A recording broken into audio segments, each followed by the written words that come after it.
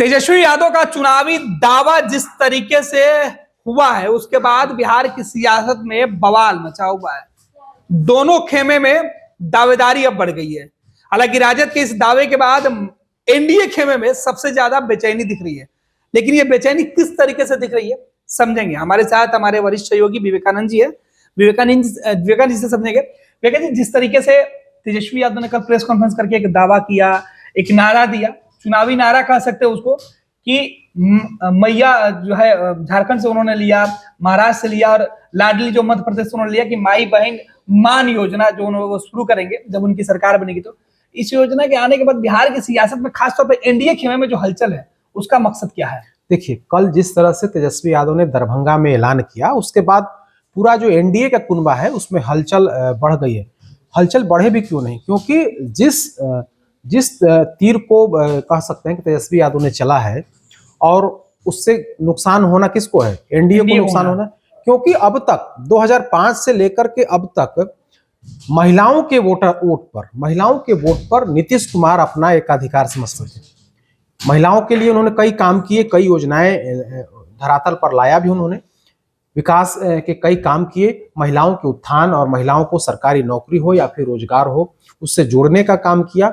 जीविका के माध्यम से लगभग 1 करोड़ से अधिक महिलाओं को रोजगार देने का काम किया है नीतीश कुमार ने। तो वैसी स्थिति में वो वोट खास करके जेडीयू या मान करके चलता है कि महिलाओं का जो वोट है वो हर संप्रदाय में, हर जाति में महिलाओं का वोट कहीं ना कहीं उनको मिलता है और उससे उनका लाभ भी होता है।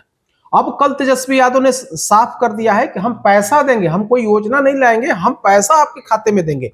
यानी कि अगर हमारी सरकार बनती है, महागठबंधन की सरकार बनती है, तो अब हम 2500 रुपया माई बहन मान योजना के तहत उन महिलाओं को, हम महिलाओं को देंगे। तो अब एक बार में 2500 रुपया किसी खाते में जाएगा, तो स्वाभाविक है कि उसको लेकर के लोगों में उत्सुकता होगी, खास करके महिलाओं में होगी कि हाँ भाई देखिए किस तरह की एक तेजस्वी यादव योजना ला रहे हैं। अगर वो सरकार में आते हैं तब हमको 2500 रुपये का लाभ मिलेगा। तो कह सकते हैं आपकी यह चुनावी घोषणा है। चुनाव से पूर्व, भले ही चुनाव में 8-9 महीने का समय है, लेकिन तेजस्वी यादव ने बड़ा गेम किया है और महिलाओं को साधने की कोशिश उन्होंने की है। क्योंकि आप देखेंगे तो आरजेडी के में अभी भी एमवाई छोड़ करके, यानी कि मुस्लिम और यादव को छोड़ करके दूसरी जाति के लोग नहीं जुड़ पाते। तेजस्वी यादव ने पूरी कोशिश भी कर ली बनाने की, लेकिन वो संभव नहीं। बिल्कुल, माई और बाप करने की कोशिश की, यानी कि माई समीकरण के साथ साथ बाप को भी जोड़ने की कोशिश की, लेकिन वो पूर्णतः सफल, यूं कहें कि 10-15% से ज्यादा सफल होते हुए उसमें नहीं दिखे। अब इस बार इन्होंने 2020 में उन्होंने नौजवानों को नौकरी की बात छेड़ी थी और उसमें कुछ हद तक उनको सफलता मिली थी। अब क्या किया है कि महिला की जो आबादी है 50% आधी आबादी कही जाती है, तो 50% आबादी को साधने के लिए अमूमन आप देखेंगे तो बिहार में जो वोट का ट्रेंड होता है, आप देखेंगे कि अगर किसी बूथ पर पुरुष का 100 वोट पड़ता है तो महिलाओं का 120 वोट पड़ता है। यानी कि वोट प्रतिशत ज्यादा है, वोट कास्ट का जो प्रतिशत है ना वो महिलाओं का ज्यादा है। तो वैसे स्थिति में महिलाओं पर उन्होंने फोकस किया है और उनको लगता है कि अगर हम इस तरह की बात करेंगे, इस तरह के लोक लुभावन बात करेंगे, तो निश्चित तौर पर इसका लाभ हमें विधानसभा चुनाव में मिलेगा। लिहाजा उन्होंने नई योजना का ऐलान किया है कि हम अगर सरकार में आते हैं तब हम यह योजना लाएंगे। कल हमने इस पर विस्तार से, हम लोगों ने इस पर चर्चा की। लेकिन उसके बाद आप देखेंगे कि एनडीए खेमे के अंदर हलचल है। न सिर्फ बिहार बीजेपी बल्कि उनके राष्ट्रीय स्तर के नेता भी उसमें कूद गए हैं। न सिर्फ जेडीयू के छोटे नेता बल्कि ललन सिंह सरीख के नेता लगातार इस पर हमलावर हैं और लालू प्रसाद यादव और तेजस्वी यादव पर हमला बोल रहे हैं। बाकी जो अन्य छोटी पार्टियां हैं एनडीए घटक की, वे तमाम लोग तेजस्वी यादव पर हमला बोल रहे हैं और कह रहे हैं कि भाई 15 साल तो बिहार में आपके माता पिता का राज था, 1990 से लेकर के 2005 तक, क्यों नहीं आपने महिलाओं के लिए काम किया? महिला सम्मान की बात आप कर रहे हैं कि महिलाओं माँ बहन मान योजना हम ला रहे हैं, और आपके राज में महिलाओं का किस तरह से उत्पीड़न हुआ, महिलाओं के साथ नंगा नाच हुआ, सड़कों पर उनके साथ क्या क्या घटनाक्रम नहीं हो। यानी कि एनडीए वो एक बात फिर से वो पुरानी बात दोहरा रहा है, एनडीए के नेता दोहरा रहे हैं और कह रहे हैं कि आप सम्मान देने की बात कर रहे हैं, जबकि हकीकत यही है कि जब आप लोगों को काम करने का मौका मिला तब आपने सम्मान नहीं किया, बल्कि आपने महिलाओं का अपमान किया, माँ बहन बेटी के इज्जत से आपने खिलवाड़ किया। और आज आप कह रहे हैं कि अगर हमारी सरकार आती है तब हम 2500 रुपया उनके खाते में देंगे। यानी कि लालू राबड़ी राज को सामने रख करके तेजस्वी यादव को बैकफुट पर लाने की कोशिश एनडीए की तरफ से की जा रही है। और कहीं ना कहीं उसमें लगता है कि उनकी बातों में दम है, क्योंकि आप देखेंगे तो 1990 से लेकर के 2005 में लॉ एंड ऑर्डर की क्या स्थिति थी, खास करके कई ऐसे बड़े घटनाक्रम हुए जिसमें महिलाओं के इज्जत से खिलवाड़ किया गया। राजधानी पटना में इस तरह से घटनाक्रम हुआ था, कई घटनाएं घटी थी, हम उन बातों में नहीं जाना चाहते हैं, लेकिन कई घटनाएं घटी थी जिससे पूरा बिहार शर्मसार हुआ था, नारी जाति का अपमान हुआ था। और कहीं ना कहीं उसके तार सत्ता से जुड़ते हुए दिखाई पड़ रहे थे। तब मामला काफी गंभीर हुआ था। एक आईएएस अधिकारी की पत्नी के साथ किस तरह से इसी राजधानी में कुछ हुआ था। तो ये सारी बातें हैं। अब उन्हीं बातों को सत्ता पक्ष यानी कि बीजेपी जेडीयू के लोग उभार रहे हैं और कह रहे हैं कि जब आपके पिताजी को मौका मिला, जब आपकी माताजी को मौका मिला, आपकी माताजी महिला थे, तो क्यों नहीं महिलाओं के सम्मान के लिए कुछ बड़ा काम कर दी। और आज आप चले हैं कि हम महिला उत्थान की बात कर रहे हैं, हम महिलाओं के खाते में 2500 रुपया हम देंगे। हम के जो राष्ट्रीय प्रवक्ता है उन्होंने एक और महत्वपूर्ण बात कही। उन्होंने कहा कि रावण को जब सीता का हरण करना था तब वो छद्म वेश बनाया था, यानी कि वेश बदल करके हरण किया था और एक भिक्षुक के वेश में, एक साधु के वेश में सीता जी के पास गया था और सीता जी का हरण किया था।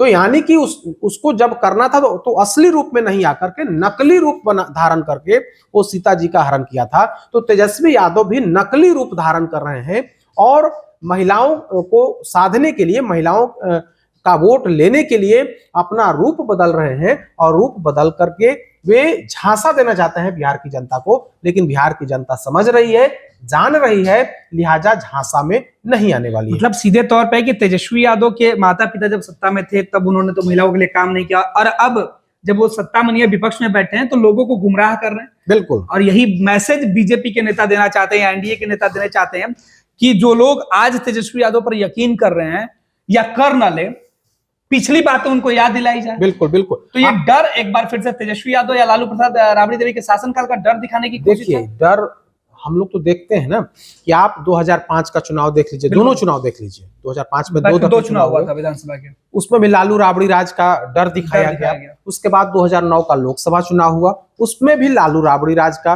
2010 और 2015 में तो में जेडीयू और आरजेडी साथ हो गया, लिहाजा बीजेपी फिर भी डर दिखाती थी कि लालू यादव अब नीतीश कुमार के साथ रह गए, ऐसे में बिहार में सुशासन नहीं हो सकता है। 2019 का लोकसभा चुनाव हुआ, उसमें भी लालू राबड़ी राज का डर दिखाया गया। 2020 को हम विशेष तौर पर उल्लेख करना चाहते हैं।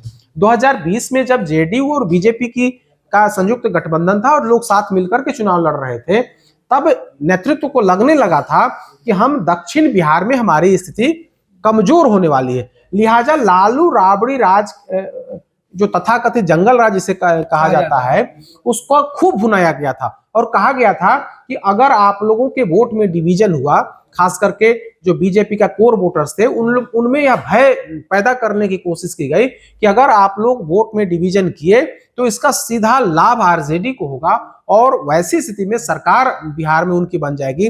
तब एक बार फिर से पुरानी बातों यानी कि 1990 से 2005 वाली जो स्थिति थी, उस दौर में बिहार पहुंच जाएगा। तो बार बार यह डर दिखाया जाता है, कोई यह पहली दफे नहीं है, बार बार यह डर दिखाया जाता है कि अगर हम लोग बटेंगे, यानी कि बाकी एमवाई को छोड़कर के बाकी की जातियां अगर बटेंगी, तो निश्चित तौर पर हम एक बार फिर से उसी पुराने दौर में हम लोग पहुंच जाएंगे। तो ऐसी स्थिति में आरजेडी और या लालू परिवार के झांसे में नहीं आना है, बल्कि वे लोग आप तमाम लोगों को बेवकूफ बना रहे हैं। और नीतीश कुमार की जो सरकार है वो सभी जात धर्म मजहब से ऊपर उठ करके काम कर रही है और सभी लोगों के लिए यह सरकार काम करती है। तो वैसी स्थिति में उनके झांसे में नहीं आना है, बल्कि जो प्रमाणित सरकार है, यानी कि जिसने आपके लिए 15-18 सालों में काम किया है, आप उसको वोट दीजिए। लिहाजा बीजेपी के तमाम नेता, चाहे वो सम्राट चौधरी हो, विजय सिन्हा हो, प्रदेश के अन्य जो नेता हो, लगातार तेजस्वी यादव पर आज सुबह से ही, या यूं कहे कि कल रात से ही हमलावर है। विजय सिन्हा ने भी कल मुजफ्फरपुर में तेजस्वी यादव पर बड़ा हमला बोला था, और आज सम्राट चौधरी ने भी बोला है, ललन सिंह कल दिल्ली में भी उन्होंने कहा था, और आज पटना आते ही उन्होंने सीधे तौर पर सवाल खड़े किए कि भाई लालू राबड़ी राज का राज था, तब इन्होंने महिलाओं के लिए कितना काम किया था, यह पहले बता दें। आप महिला सम्मान की बात करते हैं, और लालू यादव ने अभी हाल ही में कहा है कि नीतीश कुमार जो महिला सम्मान यात्रा पर जो महिलाओं को लेकर जो यात्रा कर रहे हैं, उस पर उन्होंने कहा कि यहाँ सेकने जा रहे हैं। तो आपके प्रति, आपके मन में महिलाओं को लेकर के कितना सम्मान है, यह तो आपका बयान और आपने जो काम किया है वो इस बात को प्रमाणित करता है कि आपके लिए महिलाओं के प्रति आपके मन में कोई सम्मान नहीं है, बल्कि महिलाओं को आप खिलौना के रूप में उपयोग करते हैं। विवेका जी, लेकिन एक बात तो तय है कि बिहार में तेजस्वी यादव ने जो एक दाव खेला है, और इस दाव से जो सत्तारूढ़ दल है वो बेचैन जरूर हो गई है। इससे इनकार आप नहीं कर सकते हैं, क्योंकि 2500 रुपया हर महिला के खाते में 2500 रुपया देने की बात है, और यह फार्मूला झारखंड में अभी हिट हुआ है, और उसमें तेजस्वी यादव को भी फायदा हुआ है और हेमंत सोरेन को भी फायदा हुआ है। वहां पर महागठबंधन की सरकार बनी है, और बेहतर स्थिति में भारतीय जनता पार्टी वहां पूरी तरीके से बैकफुट पर चली गई है। तो उसी फार्मूले को, यानी कि उसी आजमाए हुए हथियार को बिहार विधानसभा के चुनाव में चलने की कोशिश तेजस्वी यादव की तरफ से की गई है। अब देखने वाली बात होगी कितना लाभ होगा, लेकिन अगर आप देखेंगे, चाहे वो मध्य प्रदेश हो, महाराष्ट्र हो या फिर झारखंड हो, यहाँ पर जो महिलाओं को लेकर के जो घोषणाएं की गई, जो योजना लाई गई, उसका लाभ जो है सत्ताधारी गठबंधन को, सत्ताधारी दल को मिलते हुए दिखा है। बीजेपी ने इसी दम पर मध्य प्रदेश में सरकार बचा ली, उसी दम पर महाराष्ट्र में एक बार फिर से इस गठबंधन की सरकार बनी है, और अभी झारखंड में भी हेमंत सोरेन ने सत्ता बचा ली है, और मार्जिन भी और बेहतर मार्जिन हुआ है। तो कह सकते हैं कि तेजस्वी यादव की इस घोषणा से, तेजस्वी यादव के इस ऐलान से निश्चित तौर पर एनडीए के अंदर खलबली मची है, और एनडीए को लगने लगा है कि अगर इस घोषणा में कुछ महिलाएं भी, अगर 20-25% महिलाएं भी प्रभावित हो गई, तो निश्चित तौर पर इसका बड़ा नुकसान होगा बीजेपी और जेडीयू को। चलिए, बहुत बहुत धन्यवाद विवेका जी। तो विवेका जी ने बताया विस्तार से कि आखिर तेजस्वी यादव के बयान के बाद, उनकी घोषणा के बाद सबसे ज्यादा बेचैनी नीतीश कुमार वाली गठबंधन में क्यों मची है। दरअसल बीजेपी और जेडीयू का जो गठबंधन है, एनडीए का जो गठबंधन है, जिसके मुखिया नीतीश कुमार है, उनकी भी सबसे बड़ी जो वोट बैंक थी, यही आधी आबादी थी, जिसमें सिनबारी करने के लिए तेजस्वी यादव ने बड़ा दाव जो है वो चला है। अब देखना है कि तेजस्वी यादव के दावे से पहले जिस तरीके के हमले हो रहे हैं, वो चुनाव तक बरकरार रहते हैं, या तेजस्वी उसका भी जवाब खोज निकालते हैं। पैनोरमा ग्रुप, जो सोचता है वो करता है। ये लो, मुंह मीठा करो। आज मैंने अपना जॉब छोड़ दिया, अब हम पूर्णिया वापस जाएंगे। जॉब छोड़ दिया है? मतलब ये घर कैसे चलेगा? हम करेंगे क्या? और माँ बाबूजी क्या बोलेंगे? इसलिए मैं एक और मिठाई का डब्बा लाया। अपने बिजनेस के लिए लोन अप्रूव हो गया। अरे लोन अप्रूव हो गया वो तो ठीक है, लेकिन पूर्णिया में हम रहेंगे कहाँ? अपना घर भी तो नहीं है वहाँ। इसलिए तो एक और मिठाई का डब्बा अलग से लाया हूँ। हमने पूर्णिया में घर ले लिया है, पूर्णिया के ई होम्स पैनोरमा में। पूर्णिया में पैनोरमा ग्रुप लेकर आए हैं ई होम्स पैनोरमा। बड़ा घर, आलीशान जिंदगी और अत्याधुनिक सुविधाओं के संग। अरे अब क्यों मुंह मीठा करवा रही हो? क्योंकि हम घर वापसी जो कर रहे हैं। घर वापसी की खुशी पूर्णिया में ई होम्स पैनोरमा के संग। ई homes panorama, luxurious lifestyle redefined. Bharatiya Janata party का सदस्य बनने के लिए 8800002024 पर मिस्ड कॉल करें। निवेदक, भारतीय जनता पार्टी, बिहार।